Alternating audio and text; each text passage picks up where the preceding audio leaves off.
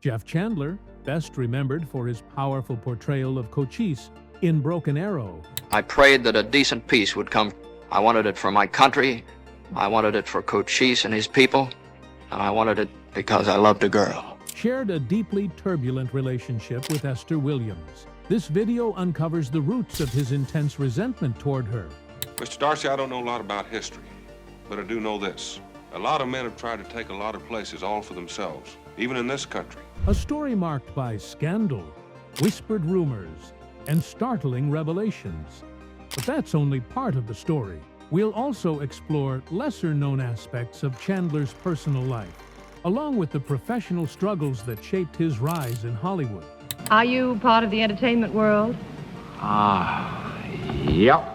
Before diving into the explosive rumors surrounding Chandler's love life, it's essential to understand the early experiences that molded him into the man he became. Born Grosso on December 15, 1918, in Brooklyn, New York, Chandler was the only child of Anna and Philip Grosso, members of a Jewish family. When his parents separated during his childhood, he was raised solely by his mother. From an early age, Chandler gravitated toward the arts, finding comfort and purpose in storytelling and performance. He attended Erasmus Hall High School, where his passion for acting truly took root. Remarkably, his classmates included future Hollywood stars such as Susan Hayward. Despite his creative ambitions, Chandler initially followed a more practical path. Through his father's connections in the restaurant business, he found work as a cashier. Yet, his heart was never in it. Determined to pursue acting but unable to afford expensive lessons, Chandler chose a more economical alternative, studying commercial art for a year. During this time, he worked as a layout artist for a mail-order catalog, earning just $18 a week. Still, his dream refused to fade. By carefully saving his earnings, Chandler eventually enrolled at the Fagan School of Dramatic Art in New York. His persistence paid off. He began working in radio and soon joined a Long Island stock company, where he served as both actor and stage manager. Over the next 2 years, he sharpened his skills in various productions, including The Trojan Horse, performing alongside Gordon and Sheila McRae. In the summer of 1941, Chandler made a bold move by forming his own troupe, the Shady Lane Playhouse in Illinois. The company toured the Midwest, staging plays such as The Bad Man, Seventh Heaven, The New Minister, and Pigs. While only moderately successful, the venture demonstrated Chandler's dedication and leadership. When the United States entered World War II, Chandler enlisted in the Army. He served for 4 years, mostly in the Signal Corps, and rose to the rank of lieutenant. Though demanding, this period instilled discipline and resilience that would later define his career. After the war, Chandler relocated to Los Angeles in December 1945 with $33,000 in savings. Shortly after arriving, he was involved in a serious car accident while en route to a screen test, leaving him with a noticeable scar on his forehead. Despite this setback, his resolve remained unshaken. Struggling to find work, he gradually depleted his savings, but he refused to quit. His breakthrough came in May 1946, when he secured steady work as a radio actor. Chandler's commanding voice soon became familiar to audiences through anthology series such as Escape and Academy Award Theater. He gained wider recognition as the lead in the radio series Michael Shayne and became the first actor to portray Chad Remington in Frontier Town. His radio success caught the attention of actor Dick Powell, who helped him land his first film role as a gangster in Johnny O'Clock in 1947. Though a small part, it marked a critical turning point. Chandler continued appearing in minor film roles, including Roses Are Red, The Invisible Wall, and Mr. Badger Goes to College, after missing out on The Loves of Carmen. Chandler's real momentum came when he played Eve Arden's love interest on the hit radio show Our Miss Brooks, which debuted in July 1948. His performance impressed Universal executives, leading to his casting as an Israeli leader in Sword in the Desert, 1949. The role earned him a 7-year contract with the studio. His first film under that contract, Abandoned, 1949, marked the beginning of his ascent. With his rugged presence and undeniable talent, Chandler quickly became a standout figure in Hollywood. That rise reached a turning point in 1950, when writer-director Delmer Daves searched for the ideal actor to play Cochise in Broken Arrow at 20th Century Fox. The role demanded someone physically imposing and relatively unknown to maintain authenticity. Chandler's commanding performance in Sword in the Desert caught the studio's eye, and he was borrowed from Universal for the part. The risk paid off. Broken Arrow became a major success, earning Chandler an Academy Award nomination and cementing his status as a Hollywood star. In doing so, he made history as the first actor ever nominated for an Oscar for portraying an American Indian. The success of Broken Arrow elevated Jeff Chandler to full leading man status. Back at Universal, he was initially slated to star in Death on a Side Street and The Lady Count, but neither project ever moved forward. Instead, Chandler stepped into a role originally intended for Dana Andrews, portraying a Lucky Luciano-style gangster in Deported. Filmed largely on location in Italy, the movie highlighted Chandler's versatility, even though his ongoing radio commitments forced some scenes to be shot back in Hollywood. His second film for 20th Century Fox was Two Flags West, directed by Robert Wise.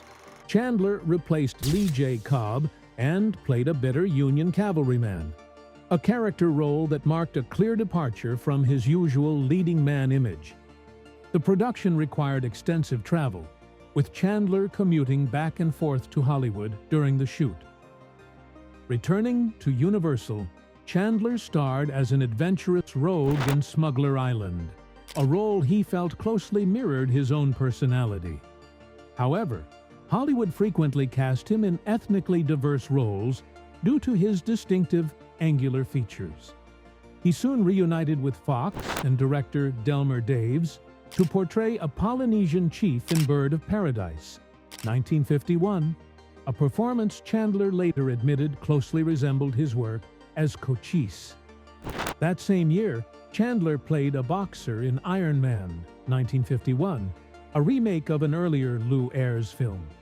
He was originally announced for The Wild Bunch, but when the project collapsed, he instead appeared as an Arab chieftain opposite Maureen O'Hara in Flame of Araby, 1951. Around this time, Chandler began openly expressing frustration with film acting. He felt radio demanded far more from performers, requiring them to create entire characters using only their voices, while film performances were often shaped by producers, directors, and editors.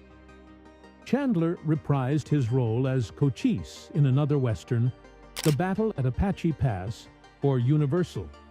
He followed this with the war drama Red Ball Express and the swashbuckler Yankee Buccaneer. He made a brief cameo in Meet Danny Wilson and delivered a supporting performance opposite Loretta Young in Because of You, a role Chandler later described as his personal favorite. Young famously remarked that Chandler was more of a personality than an actor, praising his natural charm. By 1952, Chandler had become one of the most popular stars in America, ranking 22nd in exhibitor polls. Fox wanted to cast him in major productions, but Universal, fully aware of his value, refused to loan him out. When Our Miss Brooks transitioned from radio to television, Chandler was unable to continue due to contractual limitations, and his role was taken over by Robert Rockwell. Chandler's talent as a singer also gained attention during this period, particularly through appearances on Peggy Lee's radio program. He continued to pursue music throughout the decade. In July 1952, Chandler signed a new contract with Universal that doubled his salary. His first project under the deal was the Western The Great Sioux Uprising, followed by East of Sumatra and War Arrow, once again starring opposite Maureen O'Hara. Despite his success, Chandler missed out on several career-defining roles, including Demetrius in The Robe and the lead in the remake of Magnificent Obsession, both of which became major hits. Instead, he portrayed Cochise for a third time in Taza, son of Cochise, co-starring Rock Hudson, who soon surpassed Chandler as Universal's top male star. Although Universal initially announced Chandler for the role of Chief Crazy Horse, the part ultimately went to Victor Mature. Chandler went on to star in Yankee Pasha and began performing as a nightclub singer. After 5 demanding years, Chandler left Our Miss Brooks, citing exhaustion from its grueling schedule. He then appeared in the lavish historical epic Sign of the Pagan, playing Emperor Marcion, and co-starred with Jane Russell in Foxfire, 1955, a role he particularly enjoyed for its sharp dialogue. He later teamed with Joan Crawford in Female on the Beach and began releasing commercial music recordings by 1954. By the mid-1950s, Chandler came to realize just how relentless his workload had become. Constant travel between film sets, radio studios, and music engagements left him with little personal time, and the strain was beginning to show. In May, Jeff Chandler refused to play the lead role in Six Bridges to Cross, a decision that prompted Universal to place him on suspension and replace him with George Nader. Chandler spoke publicly about potential future projects alongside Tony Curtis and Janet Leigh, but none of those films ever materialized. As his fame grew, so did his frustration. Chandler openly lamented the loss of personal freedom that came with stardom, noting that he could no longer go anywhere unnoticed and often felt pressured to leave large tips just to avoid being branded as tight-fisted. Despite these growing tensions, Chandler continued working with Universal. He was cast in Lady Godiva of Coventry, but once again refused the role, leading to yet another suspension. He eventually returned to the studio's good graces with The Spoilers, a prestigious production, followed by Away All Boats, one of Universal's most important films of the year. That May, Chandler also performed at the Riviera Hotel in Las Vegas, earning strong reviews for his singing, even though he openly admitted he was not a natural vocalist. He went on to star in The Western Pillars of the Sky and shifted gears with the comedy The Toy Tiger, marking his 4th film release that year alone. By year's end, Chandler took a major step toward independence by forming his own production company, Earlmar. The plan was to produce films while continuing to act under a new Universal contract. Earlmar secured a distribution deal with United Artists, and Chandler produced and starred in the Western Drango, for which he personally purchased the rights to the source novel. Ultimately, Drango would be Earlmar's only production. Chandler then completed his final 2 films under his original Universal contract, The Tattered Dress and Man in the Shadow, the latter co-starring Orson Welles. He committed to making 2 films per year for Universal through 1959, ensuring his continued presence in the industry despite mounting personal and professional strain. Off-screen, Jeff Chandler's personal life was every bit as dramatic as his on-screen roles. In 1946, he married actress Marjorie Hochel. The couple had 2 daughters, Jamie Tucker, born in 1947, and Dana Grossel, born in 1949. However, their marriage was turbulent from early on, with separations in 1951 and again in 1954. That same year, Marjorie filed for divorce, citing Chandler's chronic exhaustion, claiming he would fall asleep almost anywhere. Though they briefly reconciled in March 1955 in an attempt to preserve their family, the reunion was short-lived. In 1957, while filming a movie with Esther Williams, Chandler became involved in an affair. The relationship led Marjorie to file for divorce later that year, sparking a Hollywood scandal. Yet, the most shocking revelations would not surface until decades later. In 1999, Esther Williams published her autobiography, The $1 Million Mermaid, in which she made startling claims about Chandler. Williams alleged that he enjoyed dressing in women's clothing, recounting an evening when the famously masculine actor appeared before her, wearing high heels and a dress. He enjoyed that kind of thing, she wrote, bluntly describing him as a cross-dresser. The claim caused a major stir, especially because Chandler had died in 1961 and could not respond. Friends and colleagues were quick to reject Williams's account. Jane Russell, who became close to Chandler while filming Foxfire in 1955, expressed disbelief, stating she had never heard anything of the sort and described Chandler as definitely all man. Actress Marcia Hunt, who worked with him on The Plunderers in 1960, said the allegation made her jaw drop, insisting she had never heard even a whisper suggesting such behavior. Actor Fess Parker, who appeared with Chandler in the 1959 Western The Jayhawkers, echoed the sentiment, saying there was no joking, discussion, or indication of anything like that on set. Despite the denials, Williams stood firmly by her story. She dismissed the idea that she would have confided in Jane Russell, remarking, "Why in the world would I tell Jane Russell about a personal problem as intimate as that?" The affair, and the explosive allegations that followed, cast a long shadow over Chandler's legacy, adding a layer of controversy to his public image that continues to spark debate. During Chandler's 1958 divorce proceedings, his finances were laid bare. At the time, he was paying his estranged wife an allowance of $1,500 per month. He remained under contract with Universal to make 2 films per year, earning $60,000 per film in 1957 and $75,000 per film in 1958. However, his expenses were substantial. His personal manager, business manager, and agent collectively took 25% of his income. But the court ordered Chandler to continue paying $1,500 per month to his wife. When the divorce was finalized in June 1959, he agreed to provide Marjorie with a total settlement of $100,000, along with $2,166 per month in alimony and $500 per month in child support. Marjorie later lamented that Chandler became so consumed by his career that whenever he wasn't on a film set, he retreated into his business office.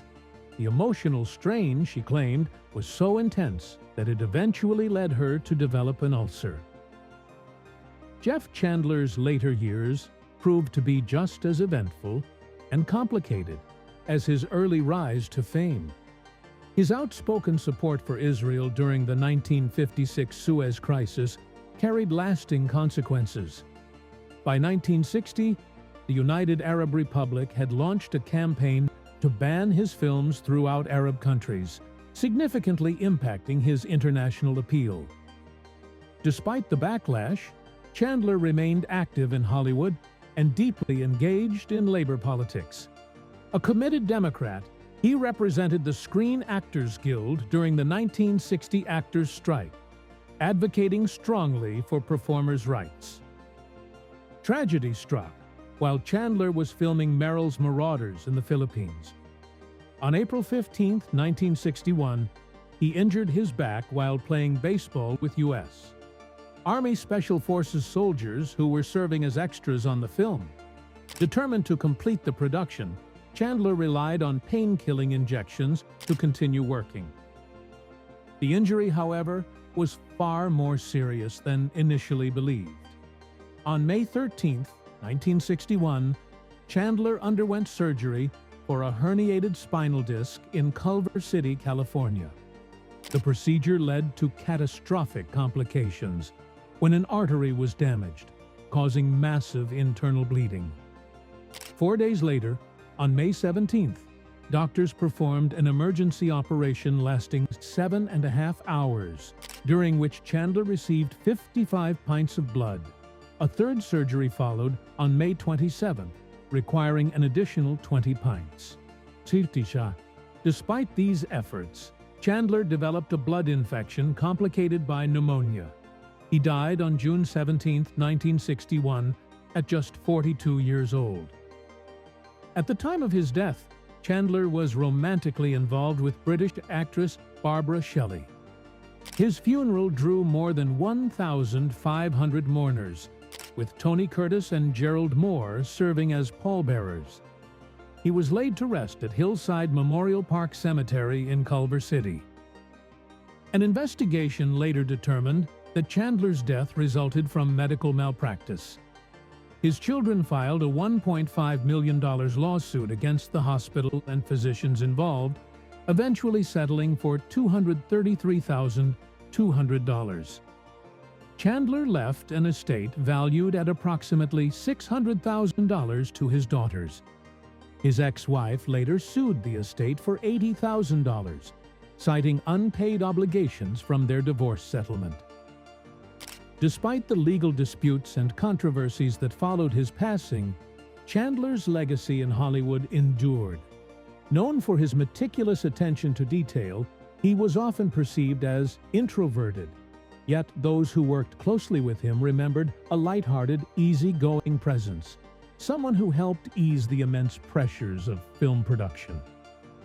In a 1960 interview, Chandler named his favorite films as Broken Arrow, The Battle at Apache Pass, Two Flags West, Because of You, Sign of the Pagan, The Toy Tiger, Drango, Raw Wind in Eden, and The Lady Takes a Flyer. His influence extended well beyond live-action cinema. The character Raisu Bannon, the white-haired, seasoned special agent in the animated series Johnny Quest, was modeled after Chandler by series creator Doug Wildey, a tribute to his commanding screen presence and enduring appeal. Jeff Chandler's contributions to the motion picture industry were formally recognized with a star on the Hollywood Walk of Fame at 1770 Vine Street. His unwavering dedication to his craft and remarkable attention to detail made him a respected and admired figure, both on and off the screen. From his meteoric rise to stardom, to the scandal surrounding his affair with Esther Williams, and ultimately his tragic, untimely death, Chandler's life was filled with dramatic turns. Yet through it all, his legacy endures, celebrated by fans and remembered for the lasting mark he left on classic Hollywood cinema.